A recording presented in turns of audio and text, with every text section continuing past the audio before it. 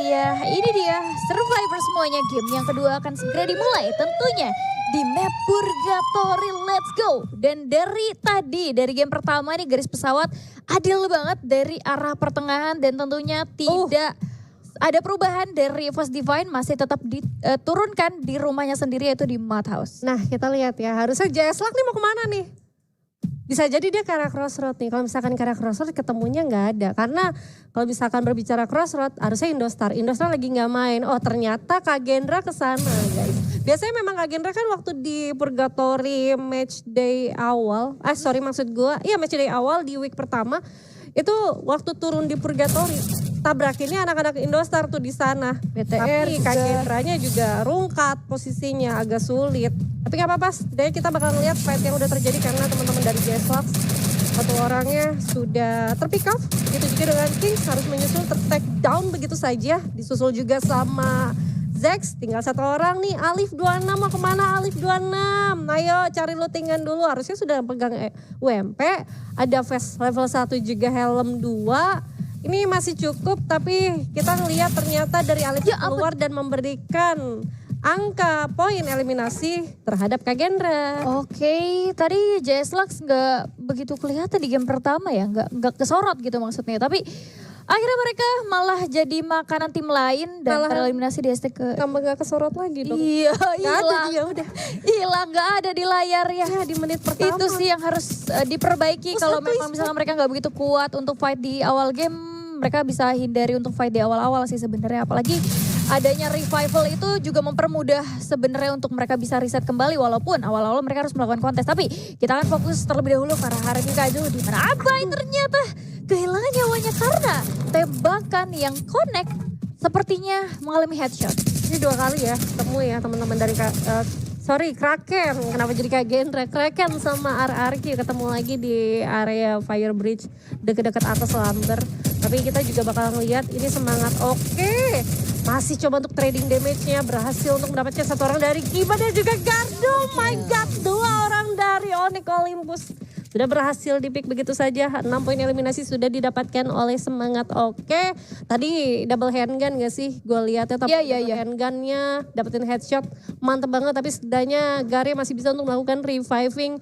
Masih berada di area vending machine. Gue kalau jadi semangat oke gue cari vending machine. Di mana di dekat sini? Udah pasti satu doang udah kan? pasti ada di situ. Iya. Mangsanya gak jauh dari area vending machine karena ya udah pasti bakalan berpotensi untuk merevive kembali gitu. Dan makanya double handgun juga damage-nya ngeri banget ya, gak ampun. Secara double handgun nih kalau misalkan kita drag ke atas itu sebenarnya enak banget gitu, enteng banget ya. Tapi aku ngelihat semangat oke, bener-bener mereka dapetin 6 poin eliminasi di awal-awal. Dan Onyx Olympus lagi-lagi ada apa dengan mereka?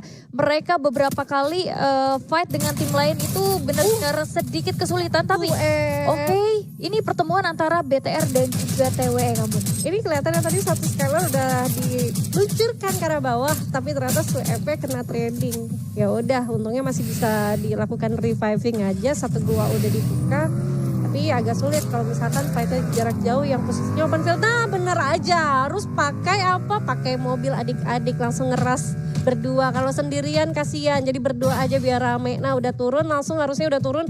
Dapetin satu compound, coba untuk holding dulu karena IRAP di sini juga nggak berupaya untuk melakukan tembakan jarak jauh. Nggak ketahuan sebenarnya dari seorang IRAP, nggak kedetek sama teman-teman dari Bigetron, dilepas gitu aja. Tapi kalau ngeliat dari senjatanya, IRAP apakah baru aja dilakukan reviving gak sih? Karena UMP doang. Iya. Baru di revive kelihatan tadi baru turun dari atas langit gitu kan. Dan pertemuan mereka sepertinya depending gitu aja. Kita fokus ke arah EVOS Divine. Yang mana EVOS Divine masih belum terlihat ada fight yang terjadi. Secara point kill juga mereka masih 0. Tapi untuk resource mereka masih cukup butuh sih menurut aku. Kayak granat baru punya 1 aja gitu. Dan di arah depan sana ya udah ada pemakai binokular yang mana mereka juga sepertinya udah tahu harusnya akan ada tim lain di arah sana. Dan dengan satu pemakaian binokular tersebut kayaknya juga mereka bakal mempertimbangkan kira-kira akan mukbang ke arah sana atau move ke arah yang lain. Ini pas bahaya ya kalau misalkan terlalu lama bertiga di balik batu, walaupun ya batunya besar, tapi menurut gue gak cengli lah kalau lu stay di sana terlalu lama. Harusnya di sekitaran mereka tuh nantinya masih ada teman-teman dari Kak Gendra yang rotasinya dari arah Crossroad ke bawah. Tapi kita juga bakal ngeliat ini teman-teman dari RRQ lagi-lagi rotasinya penuh banget ya. Harusnya dia turunnya dekat sentral, ke arah Fire Bridge, begitu kontes sama teman-teman dari Kraken mereka lepas gitu aja dan coba untuk nyebrang ke arah campsite, ketemu lagi sama Kraken. Karena Krakennya nggak jauh-jauh lah, lu keluar dari Lumber mau kemana kalau nggak ke arah campsite, pasti nyebrangnya ke area sana. Makanya dikejar. Dan biasanya kalau untuk metanya RRQ sendiri, dia kalau misalkan mau cari satu mangsanya yang mungkin lepas itu bakal beli hit list. Tapi kali ini enggak loh.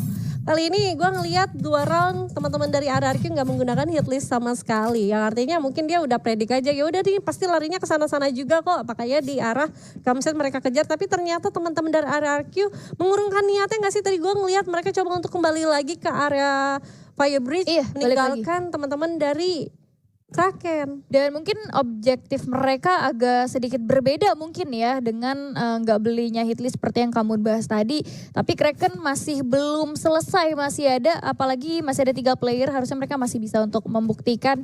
Karena arah rotasi mereka kebetulan di timing yang pas juga gitu. Dan balik lagi ke arah Kagendra yang udah dapetin 4 poin eliminasi, harusnya ini menjadi bentrokan antara Kagendra dan juga EVOS Divine. Dan sepertinya iya, Surya menjadi round terdepan, satu papaman bola cukup paling dilakukan, tapi sepertinya Surya sedikit lengah daripada akhirnya 2 player dari Kagendra harus tertumbangkan. Rain coba masuk ke vending mesin yang seperti suruh dijaga juga. EVOS cukup kuat di depan sana. Kagendra kehilangan 3 player sekaligus, di mana Rain juga perlu riset terlebih dahulu. Ada tembakan dilontarkan ke arah sana, ada headshot juga, tapi masih belum bisa untuk men-take down lawannya. Coba keluar ke arah depan sana, tidak bisa bertahan juga. Apakah Kagendra kali ini masih bisa survive karena hanya tersisa 2 player saja dan satunya baru di revive kembali sepertinya. Jujur sih Rian tadi begitu keluar dari area jendela itu posisinya terbuka sekali. Dia juga gak respect sama Glual. Gue gak tahu itu tadi Glualnya masih ada atau tidak. Yang jelas anak-anak EVOS Divine pinter. Karena apa? Karena udah take down 1 orang dan dia ngeprediknya udah pasti nanti ada ke arah vending machine. Vending machine-nya dijaga, ditahan tuh sama 1 orang dari EVOS. Tadi kalau gak salah ada Ray di sana dan Ray menahan, tapi untungnya dari 1 orang Kagendra tadi sempat cabut ya dari Rain, cabut ya. Tapi gocek-gocekannya ternyata udah terpredik dengan baik juga sama Ray. Ray juga gue akuin tadi tembakannya juga udah mantep banget. Critical damage-nya juga dapat ya, itu aimnya merah. Tapi kita juga bakal ngeliat teman-teman dari Bigetron juga yang harusnya Bigetron, nah kan baru gue mau bilang gitu. Jangan terlalu terbuka, ada teman-teman yang bakal rotasi ke arah mereka pastinya. Dan harusnya tadi kita ngeliat di notifikasi kill itu teman-teman dari Kraken. Ya. Harusnya rotasinya penuh juga nih karena sudah naik ke atas yang tadinya memang tidak ada gangguan sama RRQ. Kayaknya RRQ membiarkan Kraken ya udah lu lewat menyelam aja gitu. Iya, di area Purgatory kita kasih dulu karena dia mau nyaman dulu di area bawah. Nah harusnya teman-teman dari RRQ udah beli hit list. Gue yakin banget kenapa, biar dia bisa ngepredik banget ini nanti tim bakal penumpukannya di area mana harusnya ya. Ya dan selalu ya zonanya tuh gak jauh-jauh dari arah Brasilia. Sepertinya Obey coba mundur ke arah belakang terlebih dahulu, menarik ulur karena Manekolipu sudah mulai semakin dekat. Obey masih membuang banyak sekali global ke depan sana. Trogon dimanfaatkan untuk senjata eksklusifnya, tapi ada 1 inhaler dimanfaatkan juga. Panji dengan cukup berani maju ke arah depan sana, tembakan dilontarkan dan tapi ada feedback damage dilakukan. Sampai pada akhirnya Panji harus ter-take down di posisi yang memang sedikit sulit untuk diberikan follow up. Wei coba mundur ke arah belakang cara perlahan, sepertinya semangat oke. Masih cukup semangat untuk meluluhlantahkan teman-teman dari Onyx Olympus. Tapi ingat, fight mereka terbaca, terdengar oleh teman-teman dari Bigetron Delta sehingga Keong memberanikan diri untuk datang ke arah depan sana. Wow, keren sekali, eksplosif yang sangat mengganggu. Masih dengan perempuan yang digenggam dan pada akhirnya semangat oke tereliminasi duluan. Lebih dulu daripada Onyx Olympus yang tadinya mengalami kesulitan lebih dulu. Akhirnya Onyxnya ngapain? Cabut lah, nggak mau Kabur. ada resiko ya kan. Dan teman-teman dari Bigetron gue lihat keren. Kenapa? Karena tadi ada Keong, dia tahu banget penumpukan udah terjadi di balik batu. Ya udah daripada capek-capek rekan pakai Trogonnya diganti aja dengan senjata pelontar dan itu membuahkan hasil, dapetin beberapa poin eliminasi tadi Keong. Dan gue sempat ngeliat juga ya tadi peperangan lumayan intens, harusnya di area Brazil seperti di map kemarin kita ya Baby Lee, itu terjadinya ada sekitaran 7 tim ngetem di area Brasilia, di area compoundnya. Dan nah bener aja kan RRQ udah beli hit list, ketandanya sama Tora, tinggal nunggu aja nih teman-teman dari RRQ tuh coba untuk bermain di area pinggiran zona aja. Mereka dari Fire Bridge nyebrang ke campsite, kembali lagi ke Fire, ke arah Central, menuju ke arah Golfnya nggak ada, kembali lagi ke Central. Dia tahu yang ketanda itu ada teman-teman Torot yang di tepat banget di seberang mereka, yaitu di area Brazil. Itu tinggal nunggu momentum. Ini kalau misalkan hit listnya itu udah hilang, berarti ada pertempuran di sana. Dan kita juga bakal ngeliat Rin dapetin headshot dari Swap. Swapnya harus didapetin ya kebalik.